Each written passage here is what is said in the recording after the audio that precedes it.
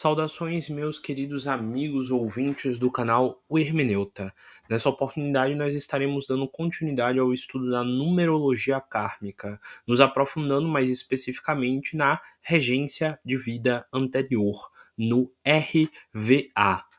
E para a gente entender o RVA, primeiro a gente tem que entender o que é o ano que a gente nasce. Quando a gente vai estudar astrologia, a gente aprende que o ano que a gente nasce define muito da safra que a gente veio. Eu gosto de brincar dizendo que é a safra, porque eu gosto de brincar dizendo que cada um de nós somos vinhos. Vinhos que quanto mais velho nós vamos ficando, mais saborosos deveríamos ser. Se você é um vinho de uma boa safra, é porque você envelheceu bem, você fez um bom uso da sua encarnação e agora você está colhendo os resultados do tempo que você teve lá na sua adega de vida, aprendendo a se tornar algo mais elaborado em sabor. Brincadeiras à parte, a regência de vida anterior ela está associada a isso, ao ano que você nasceu e a soma dos números do ano que você nasceu, porque é exatamente o ano que você nasceu que representa muito do que você foi na sua encarnação passada. Como assim, Francisco? Bora lá. Quando a gente vai fazer a leitura de um mapa astral de alguém, e eu também sou astrólogo, caso vocês tenham interesse, a gente geralmente olha alguns aspectos do mapa, como por exemplo o Saturno e também o Quirón, para definir, entender e perceber o que é que essa pessoa fez no passado. Geralmente o Saturno no mapa astral de alguém representa o signo que essa pessoa tem que trabalhar, que é o grande, entre aspas, desafio na encarnação dela para ela poder evoluir.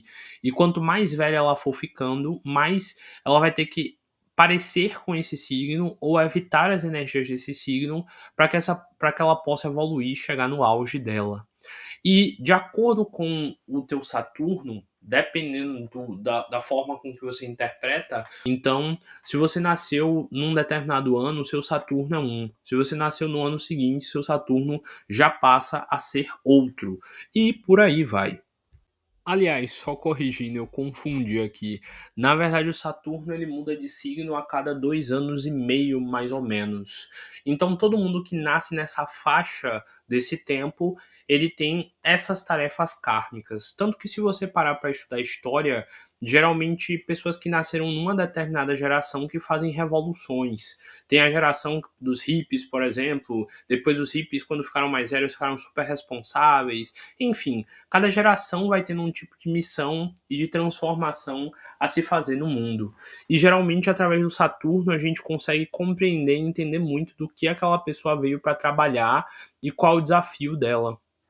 Então, a regência de vida anterior eu gosto de associar ao Saturno devido a esse fato, porque de acordo com a regência que você tem na sua vida anterior, significa que lá atrás, naquela encarnação, você foi excessivamente esse arcano do tarô que está aí, esse número que está aí, ou você falhou em ser isso daí. Então, a sua regência de vida anterior, ela representa um número de uma energia que é o arcano do tarô, onde você, entre aspas, pecou, onde você tinha de realizar uma tarefa, tinha de ser isso daí e não foi. Eu lembro, por exemplo, de um amigo meu que eu fiz a numerologia kármica dele e saiu na RVA dele um arcano do eremita. E ele tinha muitos trejeitos nessa encarnação de que ele queria se tornar clérigo, que ele queria se tornar padre ou algum tipo de líder religioso. E vendo aquela regência de vida anterior, dei muita risada, porque provavelmente ele já estava, ou já tinha de ter sido na encarnação passada e negou, ou então ele era já padre de outras encarnações e ele estava querendo de novo seguir por este caminho. Então a regência de vida anterior, ela fala muito de quem você foi no passado, do que você fez lá no passado. Ela dá inúmeras dicas de como é que foi a tua encarnação. Eu já vi através da regência de vida anterior, em algumas pessoas, por exemplo, diríamos assim, detalhes, diríamos assim, intuições do que ela foi na encarnação passada, de qual era a profissão dela, do que ela fazia, de onde ela acertou, de onde ela errou. Então, com a boa leitura da regência de vida anterior, você tem acesso a muitas dessas informações. Então é isso. Se você parar para comparar, a maioria das pessoas que nasceu no mesmo ano que você, estudou no colégio no mesmo ano que você, às vezes se foi na mesma cidade que você, fez o fundamental, fez as séries do colégio na mesma época que você. Então, geralmente, quem nasceu num determinado ano, se você parar para comparar, tem visões de mundo muito parecidas. Tanto que existem os conflitos geracionais por isso. Tem os boomers, tem o geração Z, os millennials, e de acordo com a época que você nasceu, muito da sua personalidade, da sua visão de mundo é definida. Então, a regência de vida anterior, ela dá a ideia do porquê você veio aqui.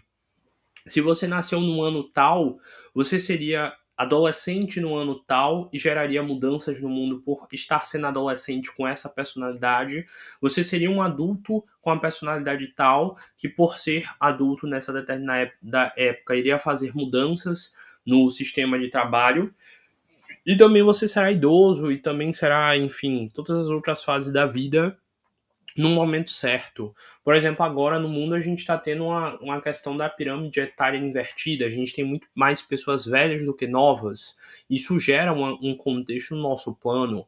A gente está vendo agora como está sendo a inserção dos millennials no mercado de trabalho e da geração Z no mercado de trabalho, e de como eles estão lutando por algumas coisas que as gerações anteriores não se importavam de lutar ou não viam nem a possibilidade de lutar. Então, a regência de vida anterior, ela está associada a isso, a o ano que você veio nascer, qual a missão associada a quem nasceu nessa safra do seu ano, e também em te questionar e te analisar para ver se você é alguém que, quando era uma uvinha lá no primeiro ano, e com o passar do tempo virou um suco de uva, e com o passar do tempo virou um vinho, se hoje em dia você é um vinho encorpado, seco, francês, de adegas especiais que vale milhares de dólares, ou se você é um vinho insosso, passado na fermentação, que nem está seguindo direito o seu plano kármico. Então, o arcano que tiver na sua regência de vida anterior, ele vai te ensinar muito sobre isso. Ele vai te ensinar a perceber essas características para assim você notar o que você tem que fazer nessa sua encarnação e assim você se desenvolver. Porque a chave da resolução do nosso presente muitas das vezes está no nosso passado. Lendo livros como o Livro dos Espíritos, os espíritos sempre dizem o seguinte: você quer saber sobre o seu passado encarnacionista? Olhe para a sua vida de agora. Na maioria das vezes, quem você está sendo hoje é quem você foi lá no passado. Pare para pensar. Se eu tivesse lá naquela época do passado, quem eu estaria sendo com a personalidade que eu estou tendo hoje? Então, para quem também estuda essa parte de hipnose, de regressões a vidas passadas, sabe muito bem que é assim, essas situações. Então, a sua regência de vida anterior é isso daí. Sua regência de vida passada é isso daí. Como você foi lá no passado e por que você está tendo de ser quem você é hoje devido a isso. Se lá no passado você teve erros X, hoje você vai ter que pagar e resolver esses erros X tendo a personalidade Y que você tem hoje. Por exemplo, eu já li mapas astrais de mulheres que tinha lá que o passado delas, elas provavelmente tinham sido mulheres militares, guerreiras, super independentes e tudo mais, e observando a encarnação delas hoje em dia, elas eram mulheres empresárias super empoderadas que tinham tudo que elas queriam a qualquer momento. Mas, em compensação, elas tinham muito problema na área amorosa, exatamente como também no mapa dizia que elas tinham tido no passado. Muito curioso isso.